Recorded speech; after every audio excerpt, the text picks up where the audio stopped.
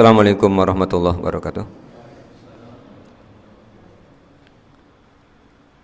Innal hamdalillah nahmaduhu wa nasta'inuhu wa nastaghfiruh. Wa na'udzu billahi min syururi anfusina wa min sayyiati a'malina may yahdihillahu fala mudhillalah wa may yudlilhu fala hadiyalah. Asyhadu an la ilaha illallah wahdahu la syarika lahu wa asyhadu anna Muhammadan abduhu wa rasuluh. Allahumma shalli ala Muhammad wa ala ali Muhammad kama shallaita ala Ibrahim wa ala ali Ibrahim wa barik ala Muhammad wa ala ali Muhammad kama barakta ala Ibrahim wa ala ali Ibrahim innaka Hamidum Majid. Ibu bapak yang mudah-mudahan dirahmati oleh Allah, syukur alhamdulillah marilah senantiasa kita panjatkan kehadirat Allah Subhanahu wa taala atas seluruh limpahan nikmat yang telah Allah berikan kepada kita. Salawat salam dan keberkahan kita mohonkan kepada Allah agar senantiasa tercurah kepada Rasulullah Muhammad sallallahu alaihi wasallam sebagaimana Allah telah memberikan salawat salam dan keberkahan kepada Nabi Allah Ibrahim alaihissalam dan keluarganya. Melanjutkan kajian kitab Hadis Sahih Al-Bukhari pada malam hari ini, kita akan mengkaji bab ke-22, hadisnya ke-82. Babnya oleh Imam Al-Bukhari diberi judul Babu Fadlil Ilmi, bab kelebihan ilmu. Imam Al-Bukhari berkata, Haddatsana Sa'id bin Ufairin qala haddatsani Al-Laitsu qala haddatsani Uqailu an ibni Shihabin an Hamzah bin Abdullah bin Umar annabna Umar qala sami'tu Rasulullah sallallahu alaihi wasallam qala baina ana naimun utitu biqadahi labanin fasaribtu hatta inni la arraya yakhruju min adfari summa a'taitu fadli Umar ibn al-Khattabi qalu fama awwaltahu ya Rasulullah qala al-ilma. Telah menceritakan kepada kami Sa'id bin Ufair, dia berkata, telah menceritakan kepadaku Al-Lais, dia berkata, telah menceritakan kepadaku Uqail dari Ibnu Shihab dari Hamzah bin Abdullah bin Umar bahwasanya Ibnu Umar berkata, aku telah mendengar Rasulullah SAW telah bersabda, ketika aku sedang tidur, aku bermimpi, aku diberi satu gelas susu, kemudian aku minum, sehingga sungguh aku melihat sesuatu yang keluar dari jari-jari kukuku. Kemudian aku berikan sisaku kepada Umar bin Khattab. Mereka para sahabat bertanya, apa takwilnya ya Rasul? Rasulullah menjawab, al-ilma. Ini hadis ke-82 dari bab 22 dalam kitab ilmu. Ibu bapak, dari hadis ini ada beberapa informasi yang bisa kita peroleh. Yang pertama, Rasulullah mengisahkan sebagaimana diceritakan oleh Abdullah bin Umar tentang mimpi yang beliau dapatkan. Dan tentu mimpi dari para nabi dan rasul tidaklah seperti mimpi yang datang pada kita. Mimpi yang datang pada para nabi dan rasul adalah mimpi yang juga bagian dari wahyu. Misalnya Bapak Ibu bisa baca kembali di Al-Quran surah ke-37, surah As-Saffat, ketika Allah SWT memerintahkan kepada Nabi Ibrahim alaihissalam untuk menyembelih putranya. Perintah ini Allah sampaikan melalui mimpi yang diberikan kepada Nabi Ibrahim alaihissalam. Kemudian sampaikan kepada putranya Nabi Allah Ismail alaihissalam. Ketika Nabi Ibrahim hendak menyembelih putranya, Allah ganti dengan kibas yang sangat besar. Ini perintahnya melalui mimpi. Kemudian Nabi Yusuf alaihissalam juga pernah ketika masih anak-anak menyampaikan mimpi kepada ayahnya Nabi Yakub alaihissalam. Beliau bercerita melihat bintang, melihat bulan, melihat matahari bersujud kepada Nabi Yusuf. Kemudian Nabi Yakub menyampaikan, jangan engkau ceritakan mimpimu kepada saudara-saudaramu. Ibu yang mudah-mudahan dirahmati Allah. Ketika Rasulullah menjelaskan mimpinya kepada para sahabatnya, kemudian para sahabat bertanya, apa takwil mimpi itu? Kemudian Rasulullah menjawab, takwil mimpi yang beliau alami tentang meminum susu itu adalah takwil tentang ilmu. Artinya mimpi itu dapat dijelaskan. Tetapi tentu yang bisa menjelaskan adalah orang yang memahami tentang takwil mimpi. Dan dalam sejarah kita mengetahui Nabi Yusuf alaihissalam oleh Allah diberikan mukjizat untuk melakukan takwil mimpi. Mimpi Raja Mesir yang menceritakan kepada pembantunya menyampaikan kepada Nabi Yusuf, dan Nabi Yusuf diundang menghadap raja, yang Bapak Ibu sudah tahu kisahnya.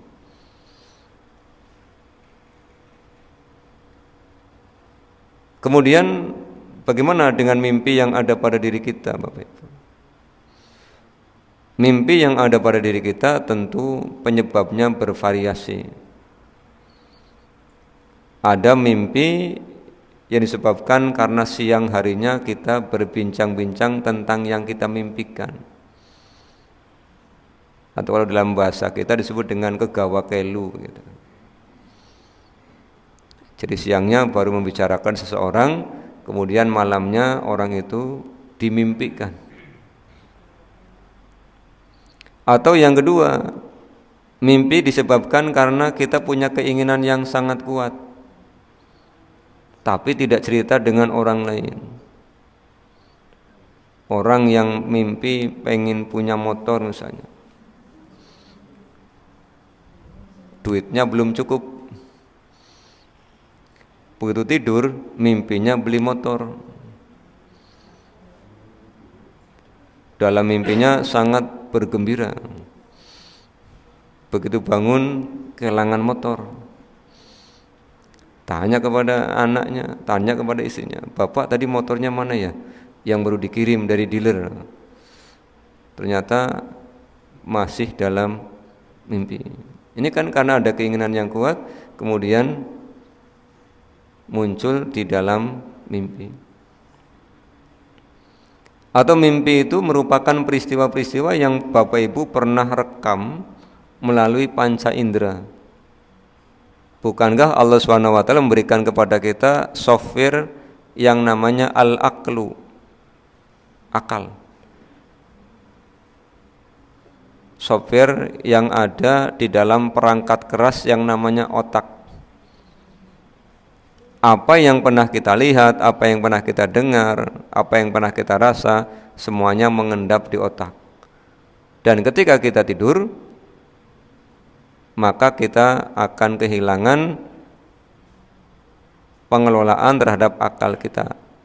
Sehingga yang kita pernah indra itu akan bermunculan di dalam otak. Sehingga jadi mimpi. Sehingga Bapak Ibu mungkin pernah mimpi yang tidak teratur, loncat-loncat mimpinya. Sampai bangun tidur bingung sendiri. Mimpi mau makan soto, belum selesai sudah ganti makan bakso. Belum selesai sudah ganti makan mie ayam. Ini karena pengalaman-pengalaman ketika terjaga. Dan otak kita, Bapak Ibu, itu tidak bisa membedakan antara mimpi dengan kenyataan. Sebab ketika mimpi, ya reaksinya sama seperti dalam kenyataan. Kalau dalam mimpinya seneng, ya otaknya juga ikut seneng. Mimpinya apa? Dikasih duit, ya ikut seneng. Mimpinya apa? Dikejar-kejar harimau, ya ikut takut. Malah dalam mimpinya kadang-kadang lari kencang, terus tahu-tahu tetap dikejar harimau, ketangkep. Ya kalau diamati wajahnya oleh orang yang tidak tidur, bisa kelihatan sama takutnya seperti dalam keadaan sadar. Ini kan loncatan-loncatan peristiwa yang memang pernah dialami. Atau mimpi yang datangnya dari setan. Lagi tidur tahu-tahu mimpi didatangi seseorang misalnya. Kemudian dikasih beberapa angka.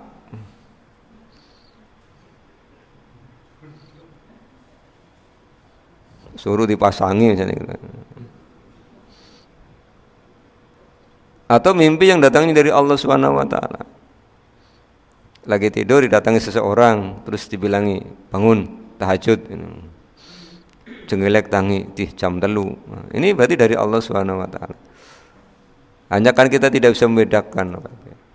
Makanya kalau mimpi yang baik tidak usah diceritakan. Kalau mimpi yang buruk begitu bangun segera ucapkan ta'awud, kemudian meludah ke arah kiri 3 kali. Tapi ya lihat-lihat kalau mau meludah ya. Ya sampingnya ada siapa kan gitu ya. Ada istrinya misalnya gitu ya. Ya pindah tempat dulu gitu kan. Kalau lantainya keramik ya jangan di lantai kan gitu ya. Ya, ini mimpi. Kalau zamannya Nabi Yusuf bisa tanya pada Nabi Yusuf. Kalau Nabi Muhammad pada Nabi Muhammad kan gitu kan. Karena para nabi dan rasul kan diberitahu oleh Allah. Lah kalau Bapak Ibu mimpi mau tanya siapa? Jadi lebih baik enggak usah tanya. Daripada ditanya dijelaskan terus tidak tepat itu kan. Nanti kalau baik dipercaya, kalau tidak baik tidak dipercaya itu kan. Pilih-pilih gitu kan. Jadi sudahlah, tidak usah diceritakan. Ini mimpi, Pak. Ini mimpi itu ada. Ya. Kemudian yang kedua, informasi yang kita bisa dapat dari hadis ini, Rasulullah mimpi diberi minum dari susu. Ini yang oleh Rasulullah kemudian ditakwilkan dengan ilmu. Kalau dilihat memang segi kemanfaatannya akan sama. Salah satu rizki yang Allah berikan untuk kepentingan manusia yang diturunkan oleh Allah dipisahkan di dalam tubuh hewan itu ya susu. Dipisah antara darah dan kotorannya dari sapi maupun dari kambing. Dan Bapak Ibu bisa mengambil manfaat yang begitu besar, termasuk dari berbagai macam jenis olahannya. Bisa dibuat keju gitu. Ya paling gampang diminum. Ini yang Rasulullah takwilkan dari mimpinya, diberi minum 1 gelas susu. Kemudian yang ketiga Rasulullah menyampaikan dari 1 gelas yang beliau minum itu ada sisanya. Dan sisanya diberikan kepada Umar bin Khattab dalam mimpi beliau.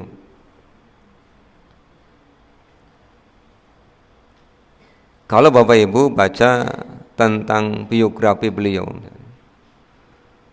panjenengan akan jumpai memang beliau Umar bin Khattab orang yang sangat luar biasa. Dari orang yang sangat menentang Rasulullah menjadi orang yang sangat mencintai Rasul. Rasulullah pernah berdoa kepada Allah agar Islam ini diperkuat dengan salah satu dari Umar. Jadi ada Umar bin Khattab, ada Amr bin Hisam. Amr bin Hisam itu Abu Jahal. Allah mengabulkannya Umar bin Khattab. Dan proses masuk Islamnya ketika Umar marah kemudian akan mendatangi Rasulullah di rumahnya Arqam bin Abil Arqam, kemudian dia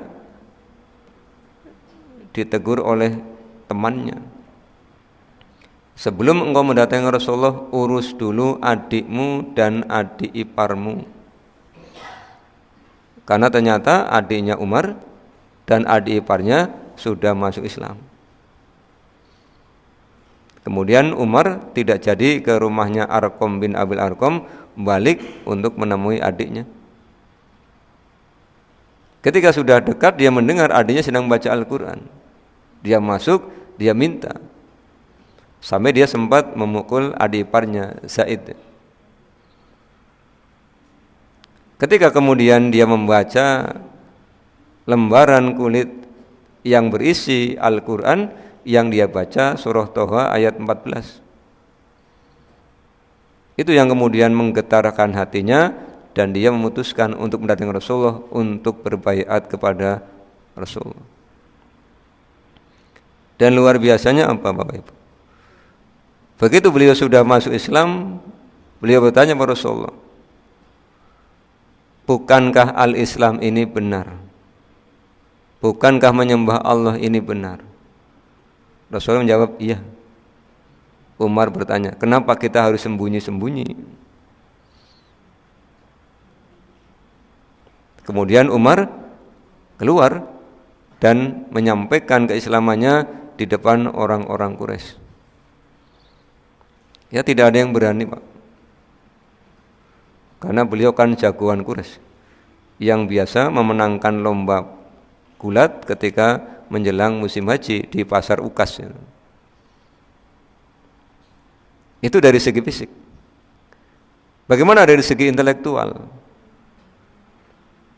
Banyak ayat yang turun memperkuat pendapat Umar bin Khattab. Makanya beliau disebut dengan mulham, orang yang diberi ilham oleh Allah SWT. Beberapa contohnya misalnya, seusai perang Badar, tokoh-tokoh Quraisy kurang lebih 70 orang itu tertawan oleh orang-orang Muslim. Kemudian Umar berpendapat, bagaimana kalau tokoh-tokoh ini dieksekusi saja? Karena Pak, mereka itu biangnya orang-orang yang menentang dakwah Rasul, orang-orang yang meminta orang-orang Quraisy untuk menyerbu Madinah saat itu. Tetapi orang-orang Quraisy ini masih pengen hidup, sehingga mereka meminta bantuan Abu Bakar agar menyampaikan kepada Rasulullah, minta dibebaskan dengan menyerahkan tebusan. Kemudian Rasulullah membebaskan mereka. Terus turun Al-Quran surah Al-Anfal yang hampir sama dengan pendapat Umar bin Khattab. Yang kedua, ketika peristiwa Rasulullah pulang dari rumahnya Zainab binti Jahsy, salah seorang istri Rasulullah, kemudian membuat ibunda Aisyah dengan ibunda Hafsah cemburu, sehingga kemudian keduanya membuat rencana. Sampai-sampai kemudian Rasulullah berjanji tidak akan minum madu lagi. Ketika ini sampai ke telinga Umar, kemudian Umar mendatangi istri Rasulullah, Hafsah, yang notabene putrinya, dimarahi. Kemudian setelah 1 bulan, Umar mendatangi Rasulullah dan bilang, kalau engkau menghendaki menyuruhku untuk mengeksekusi Hafsah, akan aku lakukan. Yang penting engkau ridho. Kemudian Allah menurunkan ayat tentang peristiwa itu. Termasuk ketika Rasulullah mendapati Umar menghadap beliau, dan Umar menyampaikan kepada Rasulullah, ya Rasul, hendaknya engkau perintahkan istri-istrimu berhijab. Karena ketika laki-laki datang berbicara dengan Ummul Mukminin, ada yang hatinya baik, ada yang hatinya bengkok. Maka Allah turunkan ayat tentang jilbab di Al-Quran surah Al-Ahzab dan di Al-Quran surah An-Nur. Maka Rasulullah menyampaikan, Allah meletakkan kebenaran melalui hati dan lisan Umar bin Khattab. Inilah kenapa Umar disebut dengan Al-Faruq, Bapak Ibu, yang membedakan antara yang hak dengan yang batil. Termasuk tentang syariat azan. Kan Rasulullah bermusyawarah dengan para sahabat ketika hendak menentukan bagaimana cara memanggil orang-orang mukmin untuk menghadiri sholat berjamaah ketika sudah di Madinah. Maka ada yang mengusulkan dengan kayu bakar, ada yang mengusulkan dengan trompet, ada yang mengusulkan dengan lonceng. Tapi tidak ada satupun yang kemudian disepakati. Saya malamnya kemudian Umar bermimpi, juga Abdullah bin Zaid bermimpi. Nah, ternyata yang datang duluan para Rasulullah adalah Abdullah bin Zaid, menceritakan tentang mimpinya didatangi seorang laki-laki memakai pakaian berwarna hijau, membawa 3 alat tadi, membawa lonceng, membawa kayu bakar, membawa trompet. Kemudian Abdullah bin Zaid hendak membeli. Dalam mimpinya Umar pun sama hendak membeli. Tetapi laki-laki itu bilang, maukah aku ajari yang lebih baik? Kemudian diajarilah kalimat-kalimat azan sebagaimana Bapak Ibu biasa dengar sehari 5 kali. Ini ilmu. Jadi ada beberapa pendapatnya Umar yang kemudian diperkuat dengan Al-Qur'an. Ini ilmu. Kemudian tentang kezuhudannya juga sangat luar biasa. Beliau orang yang sangat memperhatikan orang-orang yang di bawah kepemimpinannya setelah beliau menggantikan Khalifah Abu Bakar As-Siddiq. Banyak kisah yang menceritakan tentang itu. Bapak Ibu mungkin sudah mendengar. Saking takutnya kepada Allah, sampai beliau rela menggendong gandum sendiri kan. Ketika ada orang yang kelaparan, anak-anaknya menangis, tidak memerintahkan kepada sahayanya, tapi beliau gendong sendiri, diantarakan sendiri. Kemudian ada kisah pula, ketika habis isya biasa beliau kemudian berkeliling Madinah. Dia menjumpai ada seorang laki-laki sedang duduk termenung di depan tendanya. Kemudian Umar datang mengucapkan salam, tapi laki-laki ini belum menjawab salamnya. Orang kalau lagi tidak fokus kan begitu, Pak. Ada orang datang aja kan tidak sadar. Sampai beberapa kali baru kemudian dia mengucapkan salam, dan Umar kemudian duduk di samping orang itu. Kemudian Umar mulai mengajak bicara. Umar bertanya, apa yang menyebabkan Anda termenung?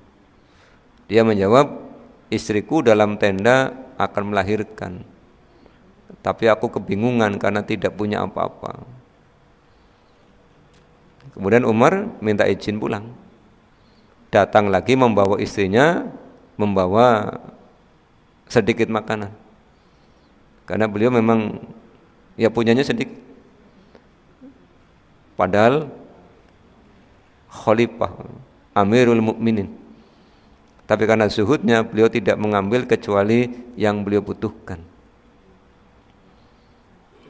Kemudian istrinya membantu proses kelahiran laki-laki tadi. Begitu bayinya lahir, istrinya Umar berteriak, "Ya Amirul Mukminin, telah lahir bayi laki-laki." Baru orang ini kaget. Ternyata tamu yang datang adalah Amirul Mukminin, pemimpin orang-orang mukmin. Ini menunjukkan kejuhudan beliau sehingga sampai rakyatnya tidak mengenali beliau. Coba kalau pakaiannya misalnya khusus, pakaiannya yang indah, kan mudah dikenali sebagaimana para raja itu kan. Ini kejuhudan. Beliau sangat takut kepada Allah Subhanahu wa taala. Termasuk ada kisah ketika beliau mau mengangkat gubernur di kota Homs, mengangkat Sa'id bin Amir. Sampai Umar minta tolong kepada Sa'id, tolonglah aku. Karena Sa'id bin Amir tidak bersedia diangkat sebagai gubernur. Kemudian beliau kirimkan Sa'id bin Amir di kota Homs, sekarang masuk wilayah Suriah. Ini kisah-kisah kesuhudan beliau. Ini gambaran yang bisa kita dapatkan, sisa dari air susu itu diberikan kepada Umar. Kemudian informasi berikutnya dari hadis ini, di dalam syarah Sahih Bukhari Fathul Bari, Imam Ibnu Hajar Al-Asqalani menyampaikan babu fadlil ilmi ini diartikan bukan keutamaan tapi kelebihan. Karena keutamaan ilmu sudah dikaji di bab yang ke-20. Bab keutamaan orang yang berilmu dan yang mengajarkannya. Di sini dimaknai dengan kelebihan. Kelebihan ilmu. Kelebihan ilmu itu artinya apa? Ilmu ini menjadi sesuatu yang memudahkan bagi kehidupan manusia. Kita sudah kaji semua. Pada saat kita mengkaji tentang keutamaan ilmu, kita pun pernah mendengar misalnya pernyataan man aradad dunya fa alaihi bil ilmi wa man aradal akhirata fa alaihi bil ilmi wa man aradahuma fa alaihi bil ilmi. Siapa yang menginginkan dunia maka harus dengan ilmu. Apapun yang Bapak Ibu kerjakan tanpa ilmu menjadi sesuatu yang sukar. Bagi orang yang tahu mudah, bagi yang belum tahu sukar. Contoh yang paling sederhana berjalan.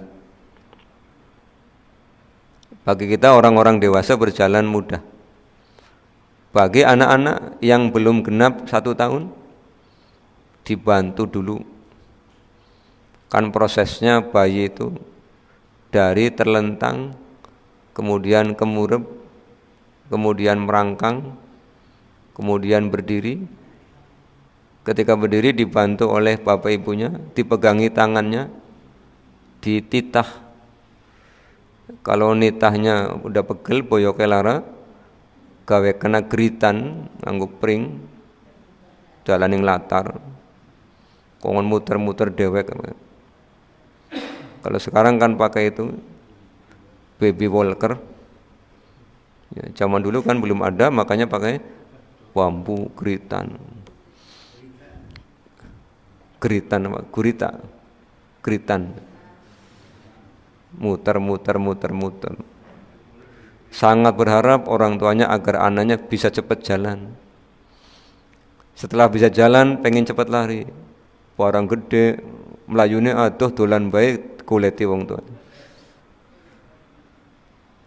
Lagi cilik kon bisa melaku, harus melaku, dolan bae wong tuane jengkel. Bocah dolan bae, yang bisa melaku Bapak Ibu. Ini yang kelihatannya sederhana, bagi yang belum bisa susah. Makan juga demikian. Itulah kelebihan ilmu, memudahkan kehidupan. Dan ketika kita kaji di dalam tafsir, ilmu itu ya yang mengajarkan Allah Subhanahu wa taala melalui ayahanda kita semua, Nabi Allah Adam alaihissalam. Wa 'allama Adamal asma'a. Kemudian diturunkan ke generasi-generasi berikutnya. Ini kelebihan ilmu. Kemudian di samping memberikan kemudahan untuk mendapatkan kehidupan dunia, ilmu pun menjadi wasilah bagi kita untuk mendapatkan kebaikan di akhirat. Sebab tuntunan Allah berupa wahyu tidak akan kita dapatkan kalau kita tidak mau untuk mempelajari ilmu tentang itu.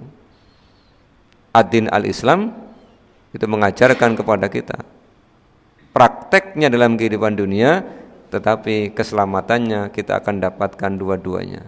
Dan itu tentu tidak akan kita dapatkan kalau kita tidak mencari ilmunya.